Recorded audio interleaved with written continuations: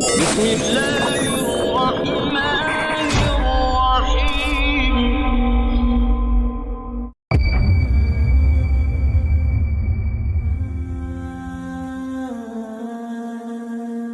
Loin de nous l'idée de mettre aujourd'hui dans la bouche du messager d'Allah, sallallahu alayhi wa ala alihi wa sahbihi wa sallam, des mots qu'il n'aurait pas dit. Mais tout de même, Allah nous l'a tellement bien décrit qu'il nous est très facile de supposer ce qu'il dirait aujourd'hui face à la situation en Palestine. Par l'étude du comportement de Rasulullah sallallahu alayhi wa sallam, par l'étude de ses réactions, de ses discours, de la façon dont il traitait avec l'injustice, avec l'oppression et la corruption. En réalité, c'est là même le sens véritable que de suivre la sunna du prophète sallallahu alayhi wa sallam, que celui de se demander en permanence, dans chaque situation que le croyant rencontre, comment aurait réagi le prophète ici? Qu'aurait-il dit à ce moment-là? Quelle aurait été sa réaction? Quel aurait été son jugement face à ceci ou face à cela? Et premièrement, nous disons qu'il est très facile de supposer que le prophète dirait sallallahu alayhi wa sallam « Ya ma'shar al-mu'minin » ô croyants. Tout d'abord, les juifs sont nos frères et nos cousins de sang de la généalogie de notre père Ibrahim alayhi salam. Faites donc bien la distinction entre d'un côté les juifs et de l'autre côté les adeptes du projet colonial suprémaciste sioniste, car le véritable judaïsme ne peut pas être sioniste. Ô croyants, comprenez qu'il est inadmissible pour un véritable juif d'être sioniste. C'est un oxymore par définition et par essence. Et cela est écrit noir sur blanc dans leur livre sacré. Alors, ne faites pas l'erreur, ne soyez pas de ceux qui confondent la cause palestinienne avec l'antisémitisme. Car l'antisémitisme, dirait le prophète sallallahu alayhi wa sallam, comme toute autre forme de racisme, est en totale opposition, est en totale contradiction avec la volonté et avec l'intention divine. L'antisémitisme, tout comme le racisme, tout comme toute forme de haine ou de xénophobie, sont de véritables poisons qui noircissent l'âme et qui détruisent le cœur, en plus de causer du tort à cette noble cause palestinienne. Observez aujourd'hui, de manière objective dans le monde, combien de nos frères et sœurs juifs se sont levés contre le génocide à Gaza. Ils n'ont pas eu peur d'être marginalisés. Certains d'entre eux ont dû payer le prix fort dans leur entourage et dans leur communauté. Certains d'entre eux ont pris des coups dans leur chair. Certains d'entre eux ont littéralement été emprisonnés. Et je le dis aujourd'hui et je l'assume pleinement. Wallahi par Allah, certains juifs sont plus nobles dans leur posture que la plupart de nos gouvernements arabo-musulmans. Deuxièmement, il est facile de supposer que le messager d'Allah, sallallahu alayhi wa ala alihi wa sahbihi, dirait « Ya ma'shar al-mu'minin » ô croyants. Le schéma de la situation actuelle en Terre Sainte est celui de l'oppressé qui subit l'injustice de l'oppresseur tyran. Ce schéma est un fléau qui s'est répété à chaque cycle de l'histoire de l'humanité, dans lequel vous avez un peuple vulnérable qui est humilié, qui est torturé, qui est massacré, qui est exploité par un pouvoir tyrannique. Souvenez-vous de Pharaon, l'empire pharaonique avec les enfants d'Israël. Souvenez-vous de Nimrod, souvenez-vous de Mussolini ou d'Adolf Hitler. Et aujourd'hui, on retrouve encore l'écho, la manifestation de ce système tyrannique, pharaonique, en la personne de Benjamin Netanyahou et son cabinet. Et inutile de vous répéter et de vous rappeler comment ça va se terminer. À chaque fois, Allah subhanahu wa ta'ala a usé du même mode opératoire. La sunna d'Allah est de laisser faire le pouvoir tyrannique. jusqu'à ce qu'il atteigne son pic, son paroxysme dans l'expression de son idéologie satanique, pour ensuite le détruire, le décimer, l'effacer littéralement de la surface de la terre. Et commence à partir de là sa période de châtiment dans l'au-delà. Regardez comment Pharaon et son armée ont péri, engloutis par la mer, alors qu'ils poursuivaient le peuple des enfants d'Israël. Et Allah subhanahu wa ta'ala illustre ce concept parfaitement dans le verset dans lequel il dit, dans Surat Al-Kahf, la caverne, Ba'd a'oudhu billahi minash shaytanir rajim, bismillahir rahmanir rahim. وَتِلْكَ الْقُرَىٰ أَهْلَكْنَاهُمْ لَمَّا ظَلَمُوا. Et combien de cités avions-nous exterminées lorsqu'ils se sont enténébrés d'injustice? وَجَعَلْنَا لِمَهْلِكِهِمْ مَوْعِدًا. Et nous avons certes fixé un rendez-vous pour leur extermination. Et souvenez-vous combien de fois le messager d'Allah sallallahu alayhi wa ala alihi wa sahbihi wa sallam lui-même s'est retrouvé dans des situations d'oppression et d'injustice pendant son existence terrestre, dans le monde d'ici-bas, dépassant parfois même ce que nous voyons aujourd'hui. Une persécution permanente et complètement assumée des musulmans. À l'époque, ils étaient emprisonnés, ils étaient torturés, ils étaient littéralement assassinés les uns après les autres. Pire encore, un accord global des clans des Arabes avait décrété un embargo sur les musulmans. 3 années d'embargo alimentaire total en tout. 3 années complètes de souffrance, de la faim et de la privation. Les grosses têtes de Quraysh avaient décrété que rien, absolument aucune ressource alimentaire ou vitale ne leur parvienne. Et c'est ce qu'il va se passer pendant 3 années entières, à l'excepter de ce qu'ils arrivaient à faire acheminer en secret jusqu'à eux. À tel point que les musulmans se sont mis à manger des feuilles d'arbres et ils s'attachaient des pierres sur le ventre pour compresser leur estomac vide. Mais combien de fois aussi le prophète sallallahu alayhi wa ala alihi wa sahbihi avait été acculé personnellement, comme ce fameux jour où il dut se cacher dans une grotte avec son compagnon Abu Bakr as-Siddiq radiyallahu anhu wa ardah, alors que les mercenaires de Quraysh le cherchaient pour l'assassiner. Et lorsqu'Abu Bakr as-Siddiq va être pris de peur, de tristesse et de désespoir, le messager d'Allah va lui dire cette fameuse phrase que répètent les Palestiniens aujourd'hui: La tahzan, inna Allah ma'ana. Ne crains rien, ne te chagrine pas. Inna Allah ma'ana. Allah est avec nous. Voyez-vous à quel point nous sommes choqués aujourd'hui par la résilience et par la patience des Palestiniens. Imaginez alors la résilience d'un prophète. Imaginez la patience et l'espoir en Dieu de Muhammad sallallahu alayhi wa sallam. Souvenez-vous aussi de Moussa alayhi salam, qui de la même manière s'était retrouvé acculé avec son peuple par Pharaon et son armée, qui les avait poursuivis jusqu'à la mer. Les enfants d'Israël se retrouvaient littéralement dos à la mer et ils commençaient à perdre espoir à ce moment-là et une crise de panique va éclater. فَلَمَّا تَرَاءَ الْجَمْعَانِ قَالَ أَصْحَابُ مُوسَى إِنَّا لَمُدْرَكُونَ. Et lorsque les deux rassemblements s'aperçurent, c'est-à-dire d'un côté le peuple des enfants d'Israël et de l'autre côté les soldats de Pharaon, les compagnons de Moïse dirent alors: ça y est, ils nous ont rattrapés. Mais à ce moment-là, leur prophète Moussa alayhi salam va se retourner et leur dire: Qala kalla. Il dit: non. Inna ma'iya rabbi sayahdini. Mon Seigneur est avec moi, il me guidera.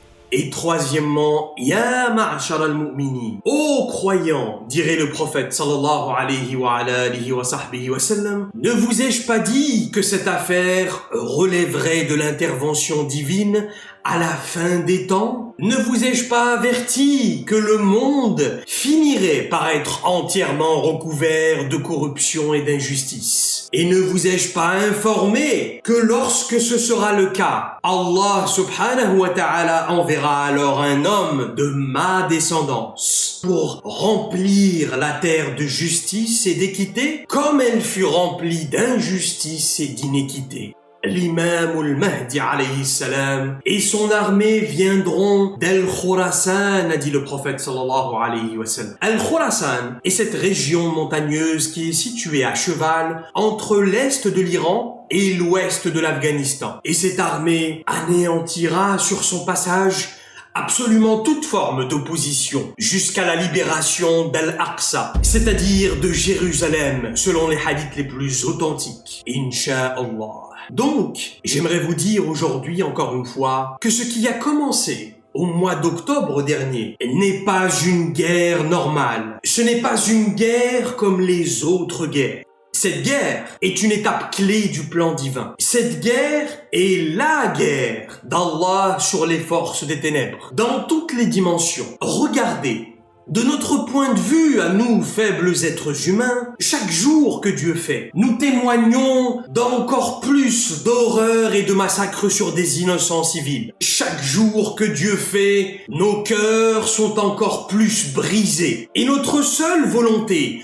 notre seul désir est que tout cela s'arrête. Maintenant, n'est-ce pas? Dans nos invocations, nous invoquons Allah et nous lui demandons jour et nuit qu'il mette fin à ce massacre. Mais Allah subhanahu wa ta'ala nous dit « Anta turid » Toi, tu as une volonté, ô créature. « Wa ana urid » Mais moi, j'ai ma volonté. Et ne se manifestera à la fin que ma volonté divine. Allah subhanahu wa ta'ala nous a montré jusqu'ici que lui a d'autres plans avec cette guerre. Et c'est ce que nous devons comprendre aujourd'hui. Nous, de notre côté, nous voulons l'arrêt immédiat de ce génocide. Naturellement. Mais Allah subhanahu wa ta'ala, lui, prolonge cette guerre, car elle constitue un moyen par lequel il fait avancer son plan divin. Elle constitue un moyen par lequel il propage sa lumière dans le monde. Et d'un autre côté, elle constitue aussi un moyen par lequel il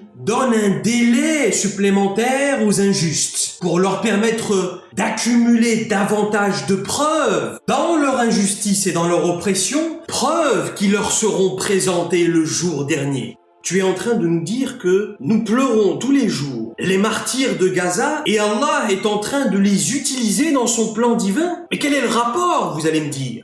Eh bien, sortons de l'émotion 2 minutes et observons ensemble dans le monde combien de personnes se sont réveillées à l'aide de ce qui se passe à Gaza. Politiquement d'abord, sur la réalité de l'impérialisme colonial, de la suprématie sioniste, des sociétés occidentales, de leurs médias mainstream, de l'hypocrisie profonde de notre classe politique sous couvert de soi-disant démocratie. Je vous le dis honnêtement, c'est un éveil politique planétaire qui est en train d'avoir lieu à l'heure où je vous parle. Observez aussi dans le monde combien de gens se sont réveillés spirituellement. Combien de musulmans étaient non pratiquants jusque-là et se sont mis à prier avec ces événements par exemple. Combien de femmes se sont voilées durant cette période. Je reçois moi-même tellement de messages, de témoignages, de sœurs qui me disent « J'ai pris la décision de mettre mon voile. J'ai vécu une ascension spirituelle. » Combien de frères et de sœurs qui jusque-là ne parvenaient pas à arrêter tel ou tel péché ou à se détacher de telle ou telle addiction particulière ont finalement réussi à le faire à cause de l'impact de cette guerre sur leur cœur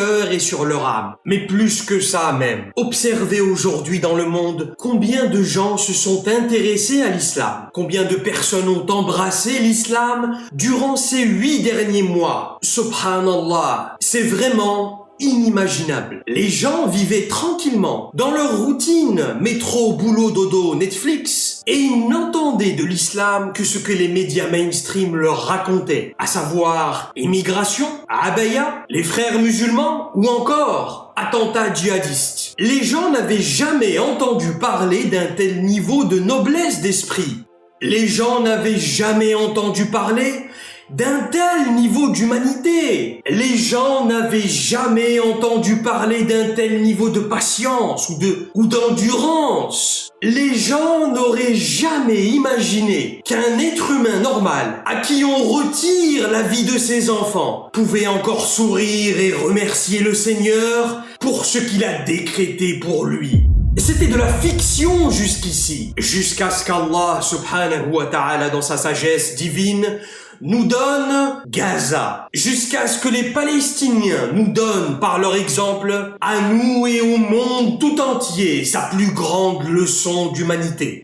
C'est quelque chose qui a créé un véritable choc d'humanité dans les cœurs de millions, si ce n'est de milliards de personnes, grâce à Internet et aux réseaux sociaux. Les gens ont commencé à être touchés dans leur chair et dans leur âme par les Palestiniens. Qu'est-ce que c'est que ces gens? D'où leur provient une telle force de patience dans leur épreuve? Comment est-ce possible de subir un génocide tout en gardant le sourire? Ne serait-ce que la scène d'Al-Khal Khaled, l'oncle Khaled qui fait ses adieux à sa petite fille Rouh al-Rouh. Cette scène, à elle seule, a bouleversé l'ordre de l'opinion publique mondiale sur le génocide des Palestiniens. Et par cette cause, les gens en Occident sont allés chercher des Corans. Et ils ont ouvert le Coran. Et en lisant le Coran, beaucoup d'entre eux ont compris ce qui animait les Palestiniens. Et beaucoup d'entre eux ont commencé à aspirer à cette force, à cette lumière divine qui transcende absolument tout. Ya ma'ashar al-mu'minin, ô croyants, dirait le prophète sallallahu alayhi wa ala alihi wa sahbihi wa sallam. Le véritable croyant doit avoir une certitude absolue, un yaqin que tout ce qui est en train de se passer contribue à la victoire éclatante de la vérité sur le mensonge, de la lumière sur l'obscurité, de la justice sur l'oppression et l'injustice. Cette guerre nous a tous rappelé les moments où la main divine se pose sur les opprimés pour les sauver de leur situation désespérée. Les moments où, sur le papier, c'était perdu d'avance. Mais Allah a décidé à ce moment-là de manifester son miracle. Souvenez-vous de Daoud alayhi salam, qui va tuer le roi de ces géants, plus communément appelé Jalut, Goliath, et ainsi vaincre toute son armée, alors en infériorité numérique et physique. Souvenez-vous de la bataille de Badr, durant laquelle 300 hommes, 313 exactement, vont décimer une armée de plus de 1000 hommes. Et Allah nous illustre parfaitement ce concept dans le verset, dans lequel il dit « Kam min fi'atin qalilatin, ghalabat fi'atan kathiratan bi'idnillah » Et combien de fois une petite troupe d'hommes a vaincu une troupe nombreuse par la permission d'Allah. Et enfin, cinquièmement, Ya ma'ashar al-mu'minin, dirait finalement Rasulullah sallallahu alayhi wa sallam, ô croyants, qu'est-ce qu'il nous reste à faire? Eh bien, le prophète nous recommanderait At-taskiyatu taskiya, as-salatu salat, la réforme de soi. Accourez vers la purification de l'âme, dirait-il. Remettez en question votre connexion à Dieu, car Allah subhanahu wa ta'ala nous dit « Inna Allah la yughayyiru ma biqawmin hatta yughayyiru ma bi anfusihim » En vérité, Allah ne modifie point l'état d'un peuple, tant que les gens qui le composent ne modifient pas ce qui est en eux-mêmes.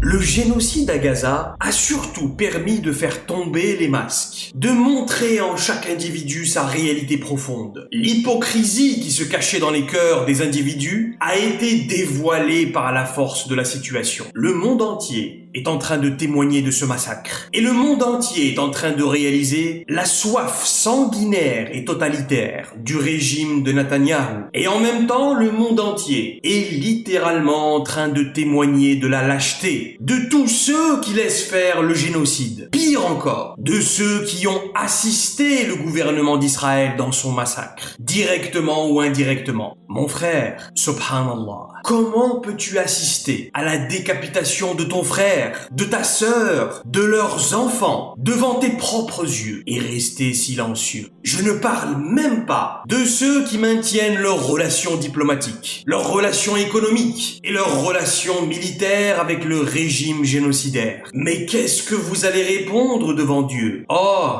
nous l'avons fait pour préserver les intérêts économiques de notre nation? Ou encore, nous n'avions pas les moyens militaires de faire quoi que ce soit? Sérieusement? Et ces gens-là se disent musulmans. Ils prient 5 fois par jour. Mais à quoi est-ce que vous vous attendez une fois dans la tombe? Souvenez-vous, un journaliste avait demandé à Shimon Peres, l'ancien premier ministre d'Israël à l'époque. Monsieur Peres, dans l'eschatologie des textes islamiques, il est inscrit que les musulmans finiront par détruire votre État d'Israël. Et vous savez ce que Shimon Peres va répondre? Il va dire textuellement, il faudrait que ces musulmans qui sont mentionnés dans les textes sacrés apparaissent d'abord. Et après, on y réfléchira. Subhanallah. Même l'ennemi a conscience de l'état de faillite spirituelle et morale des musulmans actuellement. Donc la question qu'il faut se poser, c'est pourquoi? Pourquoi nous sommes-nous tant affaiblis? Pourquoi ne pourrions-nous pas être ces musulmans mentionnés dans les textes sacrés? Subhanallah. Dans Sunan Abi Daoud, il y a ce fameux hadith dans lequel le prophète sallallahu alayhi wa sallam dit « Bientôt, des gens s'inviteront mutuellement à comploter contre vous. Comme une personne en train de manger invite les autres à venir partager son repas. L'un de ses compagnons va lui rétorquer « Ya Rasulallah, serait-ce parce que nous serons peu nombreux à ce moment-là ?» Et le messager d'Allah va dire sallallahu alayhi wa sallam « Bel antum yawma'idin kathir. » Oh non, vous serez très nombreux à ce moment-là. Walakinnakum rutha karuta is-sayl. Vous serez nombreux à ce moment-là, mais vous serez comme l'écume au-dessus de la surface de l'eau. C'est une métaphore que donne ici le prophète pour nous illustrer la faiblesse des musulmans à ce moment-là. Karuta is-sayl, comme l'écume qui flotte au-dessus de l'eau, impuissante, dépourvue de force et de vitalité. Et il poursuit en disant وَلَا يَخْرِجَنَّ اللَّهُ مِنْ قُلُوبِ أَعْدَائِكُمُ الرُّعْبَ. Et Allah enlèvera la peur des cœurs de vos ennemis. وَلَا يَقْذِفَنَّ اللَّهُ فِي قُلُوبِكُمُ الْوَهْنَ. Et il placera à ce moment-là dans vos cœurs al-wahn, c'est-à-dire une forme de faiblesse. Et les compagnons dirent « Wa mal wahn ya Rasulallah » Et qu'est-ce que al-wahn? À quoi il va répondre sallallahu alayhi wa alihi wa sahbihi wa sallam? Hubbud dunya. Retenez bien cette réponse. Hubbud dunya wa karahiyat al-maut. L'amour de ce bas monde et le fait de détester la mort. En somme, le messager d'Allah prophétisait ici une période qui constituerait à la fin des temps le point culminant de la faiblesse morale, de la faiblesse d'esprit, de la faiblesse spirituelle des musulmans. Ahlullah décrivent cette époque comme Marhalatul Rutha'iyya. Retenez bien le nom de cette période car nous reviendrons dessus dans une prochaine conférence incha'Allah. Et le prophète sallallahu alayhi wa sallam nous donne une indication sur cette époque en la nommant Fitnatul Ahlas. Fitnatul Ahlas. Cette époque où les cœurs seront vides de substance. Et il ne vous aura pas échappé qu'il s'agit précisément de notre époque actuelle. Cette époque dans laquelle les titres, les étiquettes, les diplômes et les artifices physiques de l'individu déterminent sa valeur sociale et l'attention qu'il va recevoir dans la société. Mais si on ouvre son cœur, c'est une coquille absolument vide. Abdullah ibn Mas'ud radiyallahu anhu wa arda a dit une fois, écoutez attentivement, nous vivons une époque de réalité sans les noms. Et il faisait allusion bien évidemment à l'époque du prophète sallallahu alayhi wa sallam. Puis il ajoute, viendra une époque où ne resteront que les noms mais sans les réalités. Les noms sans les réalités. C'est-à-dire les étiquettes, les madahib mais sans la substance. Les apparences extérieures mais sans la profondeur. Est-ce que vous comprenez où je veux en venir aujourd'hui ou pas encore? Il est rapporté aussi que Omar ibn al-Khattab radiyallahu anhu wa arda dit une fois, je cite, « Je crains ce jour où les mécréants seront fiers de leur mécréance. Je crains ce jour où les mécréants seront fiers de leur mécréance, alors que les musulmans auront honte de leur foi. » En d'autres termes, ce que j'essaye de vous dire depuis tout à l'heure, et pardon de le dire comme ça aujourd'hui, mais en réalité, le génocide en cours à Gaza, vous voyez ces hommes et ces femmes qui meurent tous les jours, ces enfants décapités. C'est très difficile pour moi de vous le dire comme ça, mais je suis obligé de le faire. Si ce bain de sang a lieu en ce moment même, Eh bien, c'est tout simplement parce que nous l'avons permis. Et je ne parle pas d'une manière indirecte, en consommant chez McDonald's ou en buvant du Coca-Cola. Nous l'avons directement permis par notre faiblesse spirituelle et morale.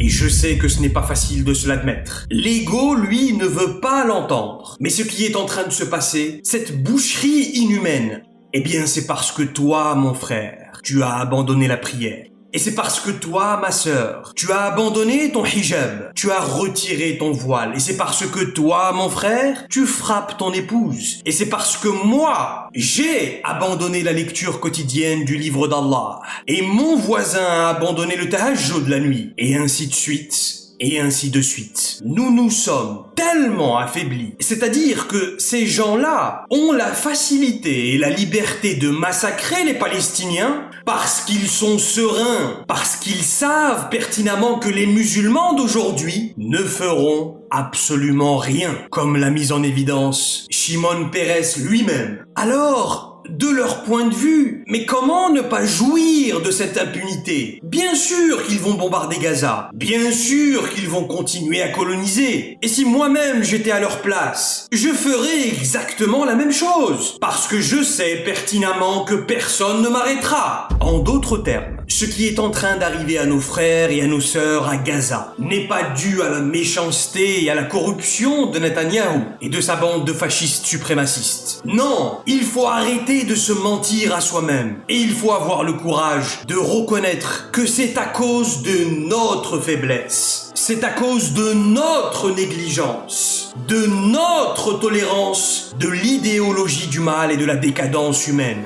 Mais alors, quelle est la solution? Que nous conseillerait le prophète Muhammad sallallahu alayhi wa sallam dans sa sagesse pour arrêter cette injustice? Eh bien, tout simplement, at-tazkiya, la purification de l'âme. C'est-à-dire, chers frères et sœurs, j'aimerais m'arrêter 2 minutes pour vous dire que nous avons en réalité, aujourd'hui, la possibilité d'arrêter tout ça. Absolument. Par Allah, nous pourrions arrêter ce massacre. De quelle façon? Écoutez attentivement, s'il vous plaît. Nous pourrions stopper toute cette injustice en nous alignant, tout simplement. Et c'est là qu'il faut comprendre l'épreuve à travers le verset dans lequel Allah a dit « وَمَا أَصَابَكُم مِّن مُّصِيبَةٍ فَبِمَا كَسَبَتْ أَيْدِيكُمْ » Il n'est de malheur qui vous atteigne sans que cela soit dû à ce que vos mains ont acquis. Il n'est de malheur qui vous atteigne sans que cela soit dû à ce que vos mains ont acquis. Subhanallah. Méditons sur ce verset. Et c'est là précisément toute la différence qu'il y avait entre nous et les gens de l'époque du prophète Muhammad sallallahu alayhi wa alihi wa sahbihi wa sallam, qui eux, à la différence de nous, interprétaient systématiquement l'apparition de l'épreuve dans leur vie comme une invitation divine à la réforme intérieure. Lorsqu'ils étaient frappés d'une épreuve, ils ne faisaient pas comme nous. Ils ne cherchaient pas tout de suite à blâmer l'autre. C'est de sa faute. C'est de la faute de mon mari. C'est de la faute de mon épouse. C'est de la faute des enfants, du voisin. C'est de la faute de mon patron, du gouvernement. C'est de la faute de la météo. Non. Les compagnons du prophète, lorsque frappés par une épreuve, comprenaient naturellement qu'il était temps de s'aligner, c'est-à-dire de se réformer, de se remettre en question, de mettre à jour sa connexion avec le divin. Mais de s'aligner avec quoi ? Et comment est-ce qu'on s'aligne? Eh bien, ce concept est parfaitement illustré dans cette histoire fascinante dans laquelle Omar ibn al-Khattab, radiyallahu anhu wa ardah, alors calife de l'époque, écrit et envoie une lettre à son commandant des armées, Sa'id ibn Abi Waqqas, qui à ce moment-là se trouve avec l'armée des musulmans sur le front de la bataille d'Al-Qadisiyya avec les Perses, l'une des plus grandes, si ce n'est la plus grande bataille des musulmans contre les peuples des idolâtres. Sa'id ibn Abi Waqqas est sur la première ligne. Devant lui, une armée de plus de 120 000 hommes armés jusqu'au cou qui se tient prête à charger. Et le voilà qui lit la lettre de Omar. Imaginez le niveau de tension, imaginez l'adrénaline à ce moment-là, la complexité de gérer cette situation. Et qu'est-ce que Omar va lui dire à ce moment-là? Quel conseil si important va donner le calife à son commandant des armées dans un moment si crucial? Quelle stratégie va-t-il lui ordonner d'appliquer dans cette situation? Et nous verrons ça dans une prochaine conférence, Inch'Allah. Bismillahirrahmanirrahim. Wal asri innal insana lafi khusr illa alladhina amanu wa amilus salihat wa tawasaw bil haqq wa tawasaw bis sabr.